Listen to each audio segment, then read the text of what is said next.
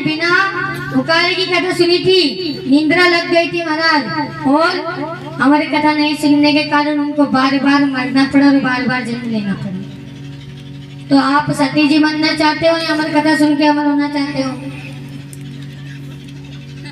अब हमारे कर्मों से हो जाएगा ऐसा नहीं महाराज, आप बोल दो कि कथा सुना दी तो हम मरेंगे ही। मृत्यु तो निश्चित है, क्योंकि ऐसा कोई भी शब्द यहाँ से नहीं कहा जाएगा जो कि बाद में सत्य हो। सत्य तो है, मृत्यु सबकी निश्चित है, परंतु कथा को पुण्य नियम से श्रवण करना चाहिए। सत्यनारायण देव का पवित्र चरित्र आता है महाराज।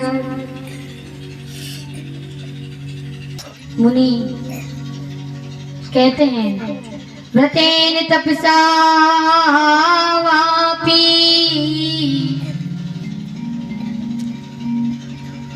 प्राप्यते वांछित फलम्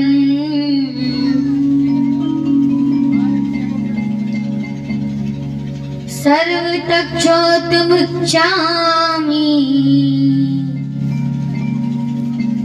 कथयस्व महामुनि।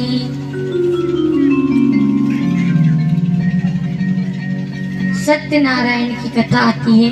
ऋषियों ने कहा, मनुष्य व्रत और तप से जो इष्ट फल पाता है महामुने, वे सब मैं श्रवण करना चाहता हूँ, तो आप हमें बताइए।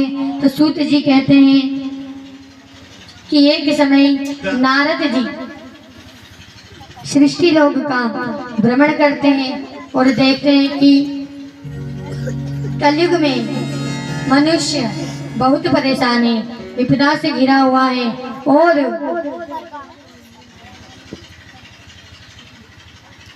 अनेक पाप कर्मों से लिप्त हुआ है। तो बड़े व्याकुल होते हैं नारद जी और नारायण नारायण करते हुए वैकुंठ लोक में जाते हैं, जहाँ पर शेष शैया पर शयन करते हुए नारायण भगवान माँ लक्ष्मी जी के कर कमलों से सेवित पाद पंकजों को माँ लक्ष्मी सेवा करती हुई वहाँ पर विराजित है। और नारद जी पहुँचते हैं और महाराज कहते हैं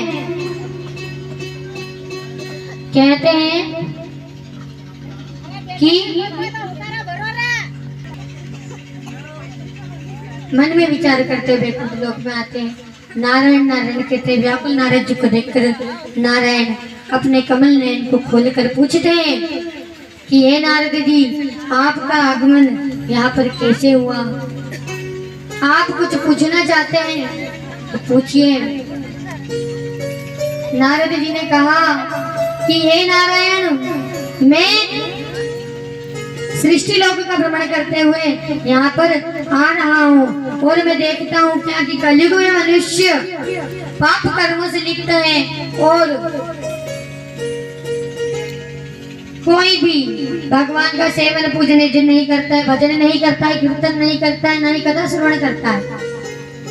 तो ऐसे में कलयुग में मनुष्य की मुक्ति कैसे होगी? कृपया कोई उपाय बताइए। तो नारायण जी नारद से कहते हैं कि कलयुग के संपूर्ण पापों को हरण करने वाला एकमात्र एक ही उपाय है और वह भी अल्प समय में हो जाता है। व्यक्ति को केवल 1 दिवस का समय देने की आवश्यकता है। वह उपाय क्या है? श्री सत्यनारायण की व्रत कथा, जो कि कलयुग में संपूर्ण पापों को छुड़ाने वाली है। तो कहा कि इस कथा का पूजा का क्या नियम है, कृपया हमें बताएं। तो नारायण जी कहते हैं कि कथा का नियम ये है, पहले तो संकल्प लो और फिर पूरे दिन उपवास करके शाम को कथा श्रवण करो। कथा श्रवण करने के बाद थोड़ा सा भोजन करवाएं कन्या को, ब्राह्मण देव को। उसके पश्चात रात्रि में जागरण करें और नृत्य गायन कीर्तन करते हुए उस रात्रि को व्यतीत करें। यह सत्यनारायण व्रत कथा का नियम है, क्रम है। इस प्रकार से किया जाता है। अब नारद जी ने कहा, ठीक है महाराज, अब यह व्रत कलयुग में संपूर्ण मनुष्यों के पापों को हरने वाला है और क्षण में ही प्रभु की प्राप्ति कराने वाला है। अब महाराज, क्योंकि व्यक्ति कलयुग में 7 दिन की कथा बहुत मुश्किल से सुन पाता है और कथा सुनने का नियम है कि एक आसन पर सुने, चुगली नहीं करना है, बुराई नहीं करना है, अब शब्द नहीं बोलना है। इतने नियमों को धारण करके कलयुग में कोई कथा श्रवण नहीं कर पाता है, क्योंकि महाराज 2 घड़ी भोजन बिना दिवाई जाए पर बोले बिना नहीं दिवाई। और धन्य है हमारी भूमि, यहाँ पर नगर नारायण काम है। आप यदि कुछ बोलते हैं तो बिल्कुल नगद लीजिए, आपका प्रत्युत्तर तुरंत मिलेगा। इस प्रकार से व्रत करने का नियम बताया गया महाराज। अब सत्यनारायण और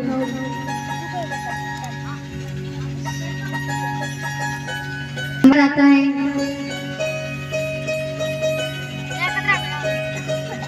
इस प्रकार व्रत में क्या क्या करना चाहिए?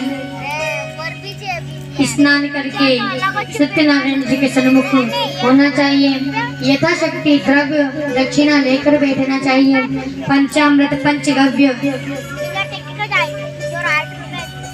इत्यादि सामग्री जुटाकर भगवान के भोग के लिए गेहूं के चूर्ण की पंजरी बनाना चाहिए तथा जहाँ पर कथा कराई जा रही है उस भूमि को गाय के गोबर से लीपना चाहिए। फिर वहाँ पर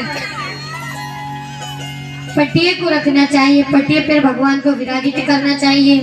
जो भी भगवान आपके यहाँ है अर्थात सत्यनारायण का रूप होना चाहिए, या तो सत्यनारायण की प्रतिमूर्ति ले ले, मूर्ति नहीं तो चित्र ले ले, ठाकुर जी को बिठा ले, गजानन जी को बिठा ले, वो तो राम लला की मूर्ति को बिठा ले, क्योंकि सब नारायण के रूप है। इसलिए जो भी आपसे जो भी मूर्ति उपलब्ध है उनको ले शंख घंटा आदि ध्वनि से कथा का श्रवण करना चाहिए, अति श्रवण करनी चाहिए। जो कथा का प्रसाद रहता है प्रत्येक व्यक्ति में वितरित करना चाहिए, क्योंकि प्रसाद जितने मुख लगता है उतना पुण्य प्राप्त होता है। फिर यथाशक्ति कथा पूर्ण होने के पश्चात ब्राह्मण को तिलक लगाकर जो उसको महाराज तिलक लगाकर बन सके तो वस्त्र भेंट कीजिए, वस्त्र, श्रीफल और दक्षिणा, ये चीजें ब्राह्मण को भेंट करनी चाहिए। और ब्राह्मण को अपने यहाँ से भूखा ना भेजे, भोजन कराए, भोजन ना करे तो फलाहार कराए, कुछ ना कुछ आहार कराकर अवश्य पहुंचाए।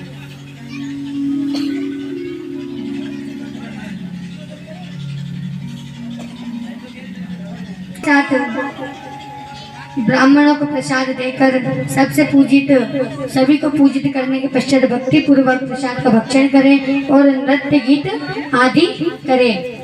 देखो महाराज, कथा भी कह रही है कि नृत्य और गीत वादन अवश्य करना चाहिए। कथा सिखाती क्या है कि जीवन बहुत अल्पायु का है, बहुत कम समय का है, और इसमें भगवान का सत्संग कीर्तन करना अत्यंत आवश्यक है। नवदा भक्ति में वर्णन आता है महाराज कि नृत्य, गायन, वादन, श्रवण, कीर्तन, मनन, दर्शन, जप, तप, ये नवदा भक्ति के रूप है। इसमें से व्यक्ति अगर एक को भी अच्छी प्रकार साध ले तो नवदा भक्ति का पुण्य प्राप्त हो जाता है। मतलब धीरे धीरे अपने आप सभी होने लग जाती है। एक भक्ति को साधोगे तो बाकी की 8 भक्तियां सध जाएंगी। यह कथा प्राय मंदिर में करवाना चाहिए या नर्मदा के तट पर करवाना चाहिए, और इसको घर में भी करवा सकते, लेकिन घर में कहाँ पर? जहाँ पर देवों का स्थान है, जहाँ पर आपके यहाँ भगवान विराजित है, वहाँ पर कथा करवानी चाहिए। विशेष रूप से कलयुग में पृथ्वी में इससे सरल उपाय कोई नहीं है। कलयुग में इससे सरल उपाय और कोई सा नहीं है। आइए इस कथा को हम श्रवण करते हैं, जिसको सुनकर मनुष्य कृतार्थ हो जाता है। सुंदर काशीपुरी में कोई निर्धन ब्राह्मण रहता था। वह भूख प्यास से व्याकुल होकर सदा पृथ्वी पर विचरता रहता था। ब्राह्मणों पर प्रेम रखने वाले भगवान से दुखित ब्राह्मण के रूप से उसके समीप जाकर आदर से उस ब्राह्मण से पूछा, ब्राह्मण तुम दुखित होकर पृथ्वी पर क्यों घूम रहे हो? वह सब मैं सुनना चाहता हूँ। यदि आपको कोई कष्ट हो तो मुझसे कहो। ब्राह्मण ने कहा, मैं बड़ा निर्धन हूँ। मेरा भ्रमण भिक्षा के लिए है। यदि तुम कोई उपाय जानते हो तो प्रभु कृपा करके मुझसे कहो। यह ब्राह्मण और कहीं नहीं, स्वयं सत्यनारायण है, जो कि ब्राह्मणों के परम हितैषी है और उनका भला करने के लिए, वैष्णव जन का भला करने के लिए धरती पर आते हैं। वृद्ध ब्राह्मण बोले, श्री सत्यनारायण विष्णु सबके चाहे गए अर्थ रूपी फल के देने वाले हैं। श्रेष्ठ ब्राह्मण तुम उनका व्रत करो, व्रत का पालन कर मनुष्य सब दुखों से मुक्त हो जाता है। श्री भगवान ने कहा, इस व्रत का विधान ब्राह्मण से यत्न कहकर वृद्ध ब्राह्मण वेशधारी श्री सत्यनारायण देव वहाँ से अंतर ध्यान हो जाते हैं। जो कि नियम आपके बीच में कहा गया अभी, वही नियम सत्यनारायण भगवान ब्राह्मण को बताते हैं। तब उस ब्राह्मण ने मन से भगवान सत्यनारायण का चिंतन किया। श्री सत्यनारायण द्वारा कहे गए व्रत को समझकर भगवान के मंदिर में गया और मैं उस व्रत का अनुष्ठान करूंगा, ऐसा मन में चिंतन किया। जो व्यक्ति मन में ठान ले कि मुझे यह अनुष्ठान करना है, तो वह सत्यनारायण देव की कृपा से पूर्ण अवश्य होता है। केवल संकल्प करने की आवश्यकता है। इस कथा में महाराज दो विशेष बातें निकलती है। पहला तो यह संकल्प कर रहे तो उसको भूलना नहीं है। दूसरा, प्रसाद के अपमान करने पर क्या क्या झेलना पड़ा था। कोप हुआ था सत्यनारायण देव को। वह कथा आगे कहेंगे।